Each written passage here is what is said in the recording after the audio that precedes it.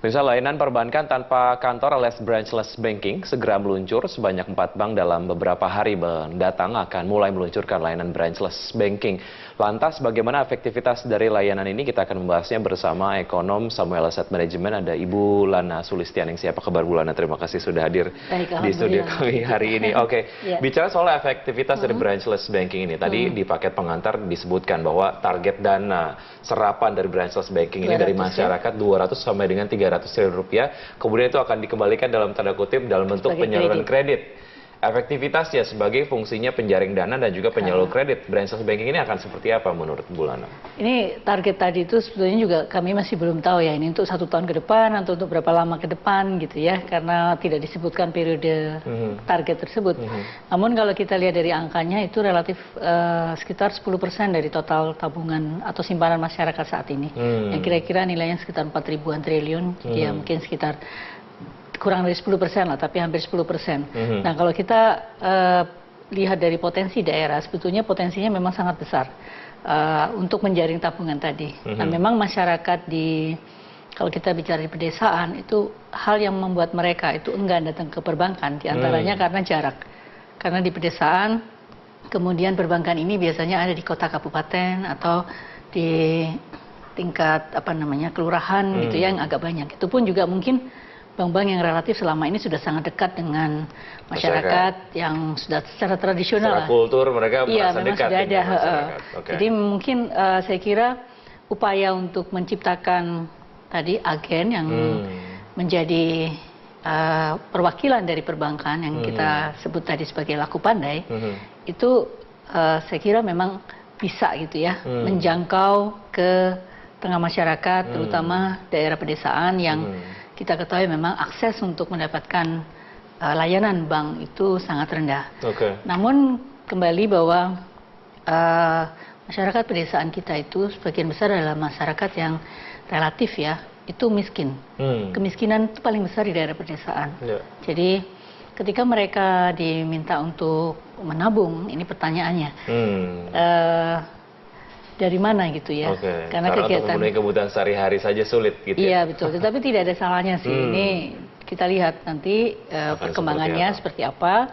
Tetapi mungkin kita belum bisa berharap banyak karena semula kan ada program yang KKS ya, Mas Wiki ya, yang kartu sejahtera itu, ya dari kartu keluarga sejahtera dari pemerintah, yang rencananya bentuknya kan dimasukkan di dalam rekening masyarakat yang mendapatkan KKS tersebut. Nah ini sebetulnya awal yang baik karena ini seolah-olah sebagai tabungan kan.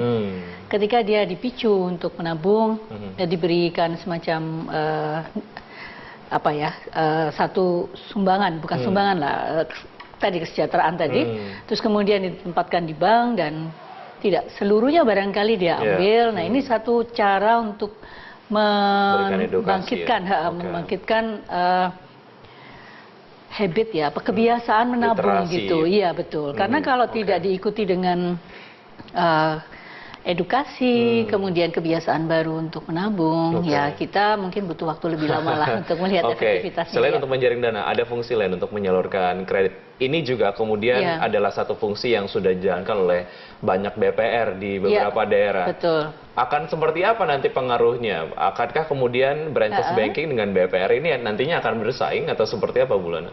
Kalau kita bicara BPR, selama ini kan juga BPR sudah ada di masyarakat ya. Terutama BPR ini menjembatani masyarakat yang membutuhkan dana misalkan di pasar. Ya ini sering kita lihat BPR itu ada tempatnya itu banyak di pasar gitu ya. Tetapi kalau kita bicara yang laku pandai ini kan targetnya lebih ke bawah lagi. Ke daerah-daerah perumahan di pedesaan yang jarak antara tadi pedesaan dengan mungkin pasar agak jauh ya. Tapi dari aspek kredit, laku pandai ini saya kira punya keterbatasan juga ya untuk memberikan kredit yang dibutuhkan oleh pelaku usaha khususnya di pedesaan. Nah kita tahu bahwa selama ini kegiatan memberikan kredit itu banyak dilakukan oleh rentenir. Istilah kerennya itu shadow banking gitu ya. Jadi mereka ini yang sering mendanai, memberikan pembiayaan kepada petani kalau mereka membutuhkan keuangan untuk mau beli bibit, mau beli pupuk, mereka nggak punya uang. Nah, rentenir ini yang biasanya membantu. Nah, sifat dari rentenir ini dia nggak perlu menabung. Ketika petani membutuhkan pembiayaan, petani ini nggak perlu sampai harus menabung. Padahal di Laku Pandai, si petani kalau mau mendapatkan kredit harus menabung minimal 6 bulan. Itu tabungannya ada di Laku Pandai tersebut, baru kemudian dia diberikan pinjaman. Nah, akses pembiayaan, akses ke perbankan yang diperlukan pada kelompok yang kita sebut sebagai inklusi tadi, inklusi keuangan, itu sebetulnya kebutuhan untuk kredit lebih banyak daripada kebutuhan menabung. Mereka baru bisa menabung kalau mereka bisa melakukan proses produksi, misalnya panen. Tapi sebelum panen, mereka butuh pinjaman. Nah, petani ataupun misalnya kita bicara nelayan, mereka nyaris nggak punya kolateral, Mas.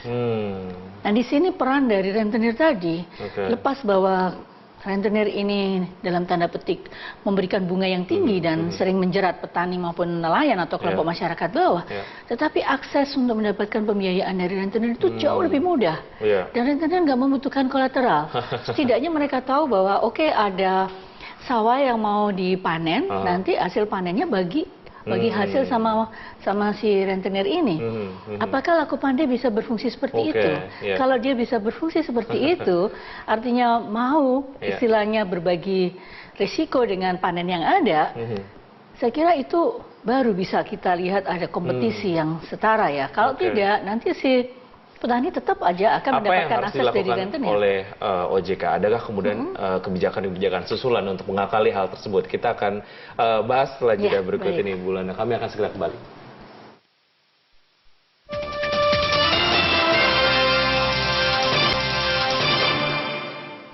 Ya, kembali di dialog kami hari ini terkait dengan efektivitas dari branchless banking dan masih bersama Ibu Lana Sulistianingsih, beliau adalah ekonom dari Samuel Asset Management.